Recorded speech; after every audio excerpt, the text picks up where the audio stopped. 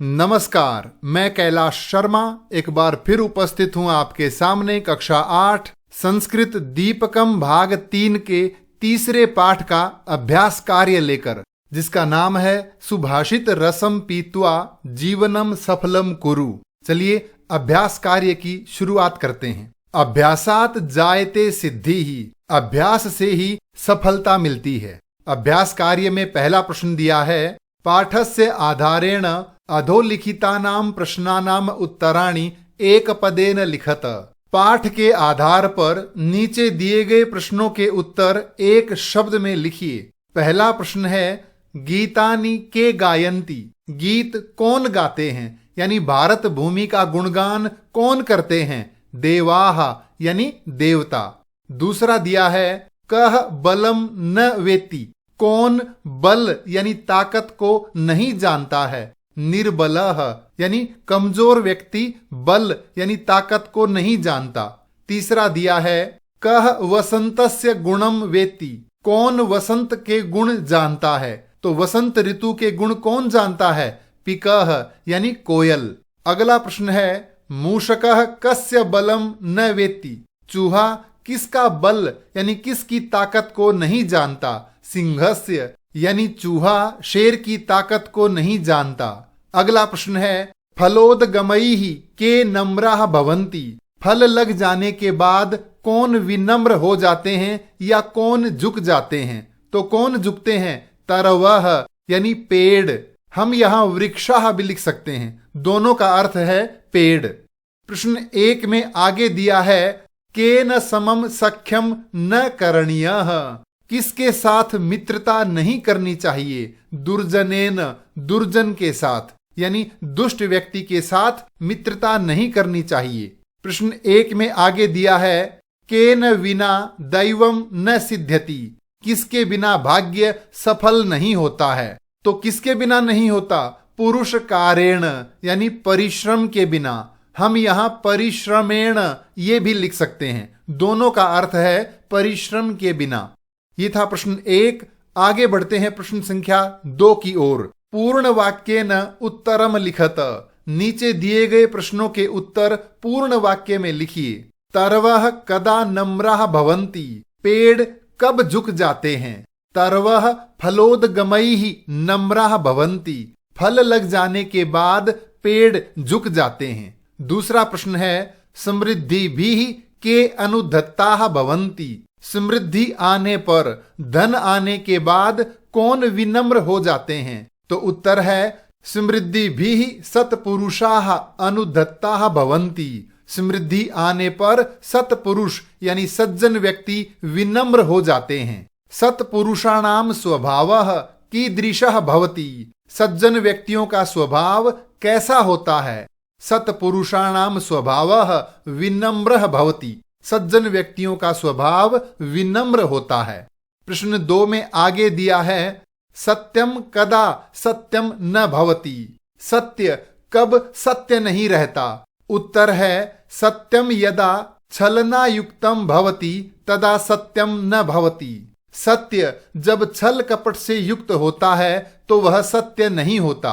अगला प्रश्न है, दैवम कदा न सिद्ध्यति, भाग्य कब सफल नहीं होता है? उत्तर है, परिश्रमेण विना दैवम न सिद्ध्यति, परिश्रम के बिना भाग्य सफल नहीं होता है या हमें सफलता नहीं मिलती है।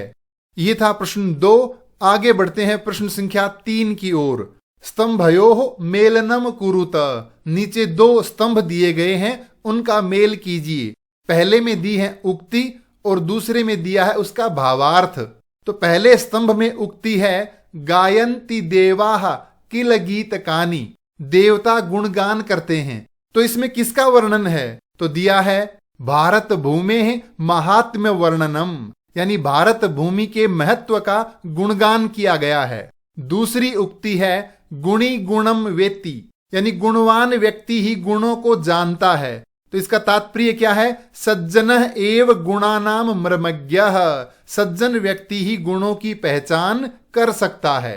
तीसरी उक्ति है, भवन्ति नम्राः तरवः फलोदगमैः, यानी फल लग जाने पर वृक्ष नीचे झुक जाते हैं। तो इसका तात्पर्य है, सत्पुरुषाणाम स्वाभाविकी नम्रता, यानी सज्जन व्यक्तियों के स्वभाव में विनम्रता होती ही है। अगला है यथा चतुर्भिः कनकम परीक्षते, जिस प्रकार सोने की परख 4 चीजों से होती है। तो इसका भावार्थ क्या है? सुवर्णम चतुर्भिः प्रकारैः परीक्षते, सोने को 4 प्रकार से जांचा जा सकता है या परखा जाता है। प्रश्न 3 में आगे दिया है अष्टौ गुणाः पुरुषम दीपयन्ति, 8 गुण मनुष्य को प्रकाशित करते हैं या सम्मानित करते हैं। तो कौन से हैं वो गुण?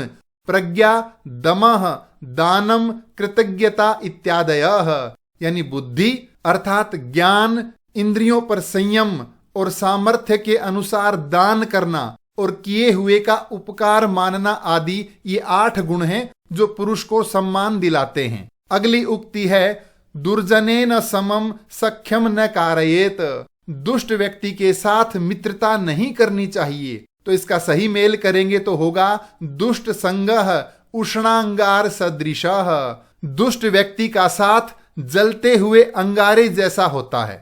अगला है एकेन चक्रेण न रथस्य गतिः, एक पहिए से रथ की गति नहीं होती। सही मेल करेंगे तो होगा केवलम दैवम प्रयत्नम विना असिद्धम, परिश्रम के बिना भाग्य सफल नहीं होता। ये था प्रश्न 3। आगे बढ़ते हैं प्रश्न संख्या 4 की ओर। अधः प्रदत्त मंजूषातः पदानि चित्वा रिक्त स्थानानि पूरयत, नीचे दी गई मंजूषा यानी पेटी से सही शब्द चुन के रिक्त स्थान भरिए। पहला है गुणी डैश वेत्ति, तो गुणी व्यक्ति किसको जानता है? गुणम, गुणी गुणम वेत्ति न वेत्ति निर्गुणः, निर्गुण व्यक्ति गुणों को नहीं जान सकता।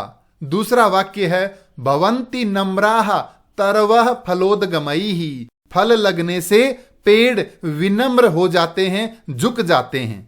तीसरा वाक्य है पुरुषः परीक्षते, पुरुष परखा जाता है कुलेन शीलेन गुणेन कर्मणा, यानी कुल से, परिवार से, स्वभाव से, गुणों से और कर्म से, इन 4 चीजों से पुरुष की परीक्षा होती है। अगला वाक्य है गुणाः पुरुषम दीपयन्ति, ये गुण पुरुष को प्रकाशित करते हैं या सम्मानित करते हैं। कौन से हैं? प्रज्ञा, कौल्यम, दमः, श्रुतम।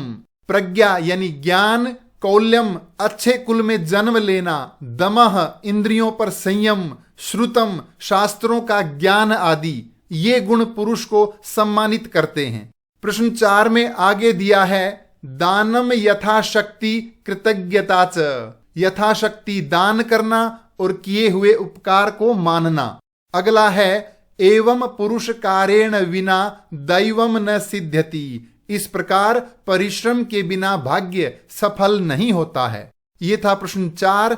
आगे बढ़ते हैं प्रश्न संख्या 5 की ओर। समुचितम विकल्पम चिनुत, नीचे दिए गए कथनों के लिए सही विकल्प चुनिए। गायन्ति देवाः किल गीतकानि, देवता इसका गुणगान करते हैं। इत्यस्य श्लोकस्य मुख्य विषयः कः, इस श्लोक का मुख्य विषय क्या है?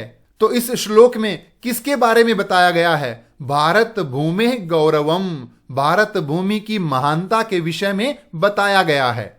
दूसरा प्रश्न है गुणी गुणम वेत्ति, गुणवान व्यक्ति ही गुणों को जानता है। इत्यत्र कह गुणम न जानाति, अर्थात गुणों को कौन नहीं जानता। निर्गुणः यानी मूर्ख व्यक्ति गुणों के महत्व को नहीं जानता। प्रश्न 5 में आगे दिया है पिको वसंतस्य गुणम न वायसः, वसंत ऋतु के गुण कोयल जानती है, कौवा नहीं जानता। ये तो हो गया इसका अर्थ। यहां पूछा है इत्यस्य तात्पर्यम किम, इसका तात्पर्य क्या है? तो इसका तात्पर्य है सुजन एव गुणम जानाति, अर्थात बुद्धिमान यानी गुणी व्यक्ति ही गुणों को जानता है। अगला दिया है भवन्ति नम्राः तरवः फलोदगमैः, इत्यस्य अर्थः कः, इसका अर्थ क्या है? तो इसका अर्थ है फलयुक्ताः वृक्षाः नम्राः भवन्ति, अर्थात फलों से युक्त वृक्ष नीचे झुक जाते हैं। प्रश्न 5 में आगे दिया है न सा सभा यत्र न संति वृद्धाः, वह सभा सभा ही नहीं है जहां बड़े और अनुभवी लोग न हों। इत्यत्र सभायाः महत्वम किम, यहां सभा का क्या महत्व है? तो सही उत्तर होगा धर्मोपदेशाय ज्ञान वृद्धा जनाः आवश्यकाः। सत्य और धर्म के उपदेश के लिए बड़े और ज्ञानी लोगों की आवश्यकता होती है। प्रश्न 5 में अंतिम दिया है दुर्जनेन सह सख्यम किमर्थम न कार्यम। दुष्ट व्यक्ति के साथ मित्रता क्यों नहीं करनी चाहिए? क्योंकि सह उष्णांगारवद हानिकरः भवति, क्योंकि दुष्ट व्यक्ति जलते हुए अंगारे के समान हानिकारक होता है, इसलिए दुष्ट व्यक्ति के साथ मित्रता नहीं करनी चाहिए। ये था पाठ 3 का अभ्यास कार्य। पाठ 3 से संबंधित कोई भी प्रश्न हो तो कृपया कमेंट्स में लिखकर अवश्य पूछें। धन्यवाद।